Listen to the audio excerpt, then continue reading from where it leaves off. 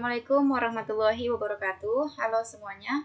Perkenalkan, nama saya Hafifah dengan NIM 18010250008. Di sini saya akan menjelaskan materi manajemen strategi mengenai lingkungan eksternal, yaitu peluang, tantangan, kompetisi industri, dan analisis kompetitor.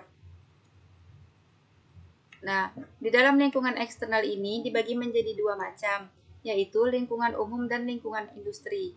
Lingkungan umum mencakup elemen dalam masyarakat luas yang dapat mempengaruhi suatu industri dan perusahaan-perusahaan di dalamnya.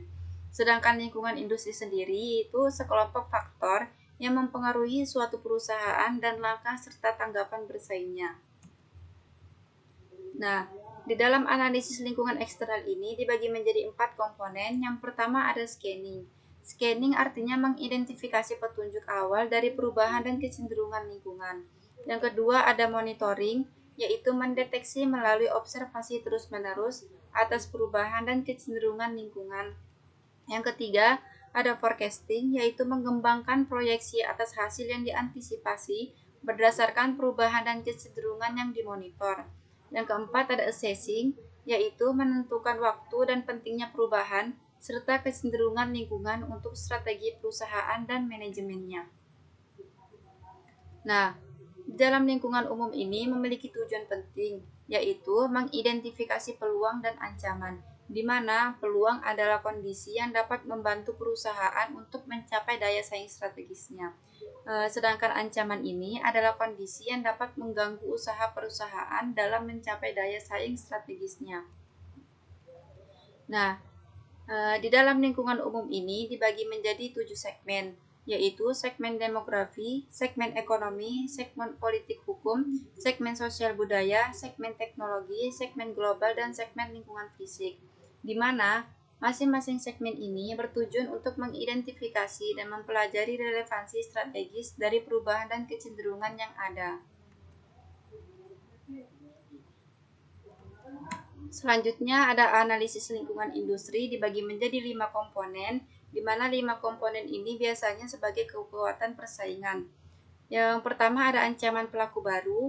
Adanya pelaku baru dapat membahayakan perusahaan yang telah ada, tetapi mendorong perusahaan untuk belajar bersaing dalam hal baru.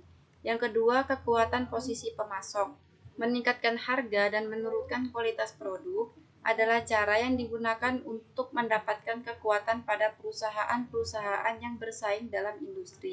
Yang ketiga, ada kekuatan posisi pembeli, di mana kelompok pembeli dikatakan berkuasa apabila pembeli tersebut memiliki pengaruh yang signifikan atas perusahaan. Yang keempat, ada ancaman produk pengganti. Untuk mengurangi daya tarik produk pengganti, perusahaan harus membedakan penawaran mengenai harga, mutu produk, pelayanan, dan lokasi kepada pelanggan. Yang kelima ada intensitas persaingan antar perusahaan, di mana perusahaan seringkali menggunakan 2 atau bahkan seluruh sarana utama persaingan secara bersamaan untuk memperoleh posisi pasar yang menguntungkan.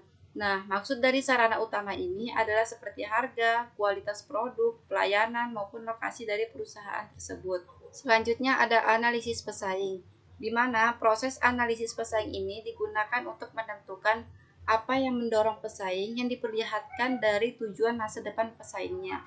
Yang kedua, apa yang dilakukan dan mampu dilakukan pesaing yang diperlihatkan melalui strateginya saat ini.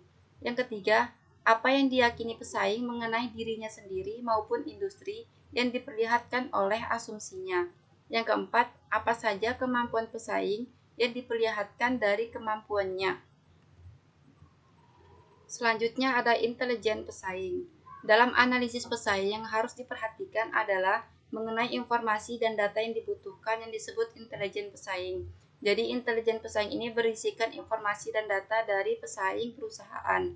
Selanjutnya, dalam melakukan analisis pesaing, perusahaan sebaiknya menggunakan teknik analisis yang tepat dan etis dalam mendapatkan intelijen pesaing untuk mengerti tindakan dan maksud dari pesaing. Nah, itu tadi penyampaian dari saya. Semoga dapat bermanfaat untuk kita semua. Dan saya minta maaf apabila terdapat kesalahan dalam penyampaian materi. Assalamualaikum warahmatullahi wabarakatuh.